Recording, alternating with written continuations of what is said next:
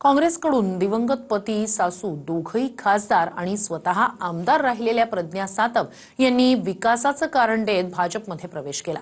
मात्र या एका प्रवेशानं भाजपनं 2 शिकार केल्याची चर्चा आहे। पाहूया आमचा हा रिपोर्ट।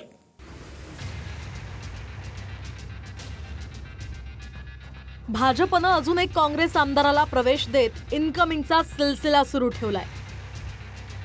हयातभर काँग्रेसशी एकनिष्ठ राहिलेले माजी खासदार आणि दिवंगत नेते राजीव सातव यांच्या पत्नी प्रज्ञा सातव या काँग्रेस सोडून भाजपात गेल्यात। विकासासाठी भाजपात गेले असं कारण त्यांनी दिलंय। मात्र पती राजीव सातव हे काँग्रेसमध्ये असताना हिंगोलीचा विकास झाला नाही का असाही प्रश्न उपस्थित होऊ शकला असता।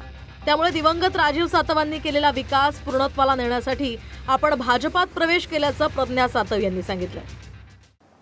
सर्वांचा आग्रह असतो की राजीव सातव यांचं जे विकास कामाचं स्वप्न अपूर्ण राहिलेलं आहे ते पूर्ण करण्यासाठी आणि जो देवाभाऊंच्या नेतृत्वामध्ये जो आपल्या महाराष्ट्राचा जो चौफेर विकास घडत आहे त्या विकासामध्ये हातभार म्हणून आम्हाला सुद्धा साथ द्यायची आहे आणि म्हणून कार्यकर्त्यांच्या आग्रहास्तव राजू भाऊंचे स्वप्न पूर्ण करण्यासाठी आम्ही सर्वजण भारतीय जनता पार्टीच्या परिवारामध्ये आजपासून सामील होत आहोत। 2014ला जे 2 खासदार महाराष्ट्रातून निवडून आलेत त्याच्यापैकी राजू सातव हे खासदार होते। इथल्या जनतेने त्यांच्यावर प्रेम केलं होतं आणि तीव्र बीजेपीला तिथे ते विरोध करत होते आणि प्रभारी असताना त्यांना धक्काबुक्की झाली, जे की बीजेपीच्या तत्कालीन खासदारांनी तिथल्या आमदारांनी पदाधिकाऱ्यांनी त्यांना धक्काबुक्की केली आणि त्यांनी स्टेटमेंट दिलं होतं की बीजेपीचे लोक अरोगंड आहेत, यांना लोकशाही मान्य नाही। आज ताईंचं स्टेटमेंट काय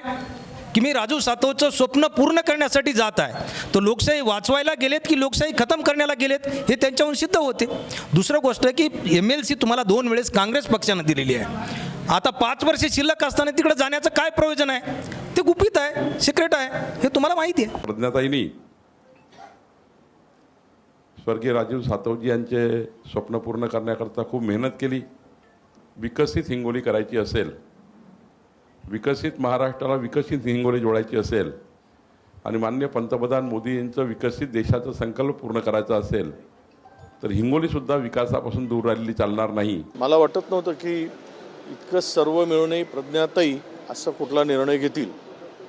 त्यामध्ये नेमका काय त्यांचा राजकीय स्वार्थ आहे मला माहीत नाही, कारण 5 वर्षाची त्यांची आमदारकी शिल्लक होती पुणा विधान परिषदेची। विशेष म्हणजे 2024ला अगदी वर्षभरापूर्वीच काँग्रेसच्या कोट्यातून प्रज्ञा सातव विधान परिषदेत आमदार म्हणून गेल्या होत्या। आमदारकीची 5 वर्ष बाकी असतानाच त्यांनी राजीनामा देत भाजपात प्रवेश केल्यानं अनेक तर्कवितर्क आता लढवले जातात। विधानसभेत छोटे पक्ष पकडून महायुतीकडे 235 इतकं मजबूत बहुमत आहे। विरोधात 46 ते 50चं संख्याबळ असल्यामुळे विरोधी पक्ष नेताच बनू शकला नाही। महाराष्ट्राच्या इतिहासात पहिल्यांदाच विरोधी पक्षनेत्याविना राज्याचा कारभार सुरू आहे। तर दुसरीकडे विधान परिषदेत 22 जागा रिक्त असल्यामुळे किमान इकडे काँग्रेसचे सतेज पाटील हे विरोधी पक्षनेते बनण्याची चर्चा होती। पण विधान परिषदेच्या 7 पैकी प्रज्ञा सातवांच्या रूपात एक आकडा कमी झालाय। आता ठाकरेंची शिवसेना आणि काँग्रेस दोघांचे विधान परिषदेत 6 आमदार आहेत। त्यामुळे विरोधी पक्षनेतेपदासाठी विरोधकांमध्ये रस्सीखेच होऊ शकते किंवा भविष्यात विधान परिषदेत सुद्धा विरोधी पक्षनेता बनण्याचा आकडा विरोधक गमावू शकतात। जो बीजेपीला जो सत्तेचा माज आलेला आहे, असा या बीजेपीच्या काय प्रलोभन त्यांना मिळालं हे वेळ सांगेल। हिंगोलीचा विकास हा होणं हे अत्यंत गरजेचं आहे आणि मग देवेंद्रजींसारखं एक नेतृत्व की जे म्हणाले ताई तुम्ही काही चिंता करू नका, आम्ही पूर्ण सरकार म्हणून तुमच्या पाठीशी उभे राहू। दरम्यान विकासाचं कारण देत भाजपात गेल्याचं सांगणाऱ्या प्रज्ञा सातवांनी काँग्रेसबद्दल चकार शब्दही काढलेला नाही। दुसरीकडे हिंगोलीतल्या स्थानिक काँग्रेस समर्थकांनी प्रज्ञा सातव यांच्यावर संताप व्यक्त केलाय। प्रज्ञा सातवांचा हा प्रवेश म्हणजे ओपन सिक्रेट आहे। ते ओपन सिक्रेट अतिशय गंभीर आहे। जो एक विश्वास असतो त्या विश्वासाला तडा देणारं हे कृत्य आहे। काँग्रेसचं जे विधान परिषदेचं जे संख्याबळ आहे ते प्रज्ञा सातव यांच्या राजीनाम्यामुळे कमी होणार आहे आणि त्यांच्या या कमी झालेल्या प्रतिनिधित्वामुळे कदाचित भविष्यात काँग्रेसला जे विरोधी पक्षनेतेपद हे विधान परिषदेत मिळणार होतं ते कदाचित मिळणार नाही। तर हे भारतीय जनता पार्टीनी त्यांच्याबरोबर मिळून केलेलं एक मोठं षडयंत्र आहे। तर यावर रोहित पवारांनीही प्रतिक्रिया दिली आहे। साखरेच्या सुरीनं भाजपनं मित्र पक्षाचा गळा कापलाय. 2029ला भाजप स्वबळावर लढणार. कळमनुरीमध्ये शिंदे सेनेच्या संतोष बांगरांविरोधात भाजप निष्ठावंतांना दूर करून प्रज्ञाताईंना तिकीट देणार असं भाकीतही रोहित पवारांनी वर्तवलंय. याशिवाय प्रज्ञाताई सातवांचा भाजप प्रवेश झाल्यानं स्वर्गवासी राजीवजी सातव यांच्या आत्म्यास नक्कीच दुःख झालं असेल असंही त्यांनी म्हटलंय. नानांच्या वक्तव्यामुळेच काँग्रेस डबघाईस आलेली आहे.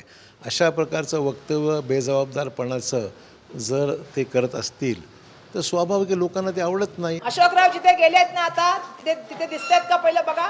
जिथे आहे तिथं सुखी राहा. मला वाटतं आता तिकडे गेल्यानंतर अशोक चव्हाण साहेबांनी कधीतरी भाजपाबद्दल सुद्धा बोलावं. त्या ठिकाणी त्यांनी कुठे बसतात, त्या ठिकाणी त्यांना काय किती सन्मान दिला जातो हा सुद्धा एक मोठा प्रश्नचिन्ह आहे.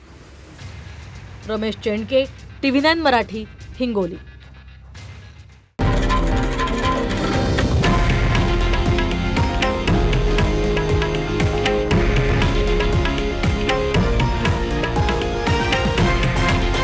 हे आहे देशातील नंबर 1 न्यूज नेटवर्क आणि आपण पाहत आहात TV9 मराठी, एकमेव.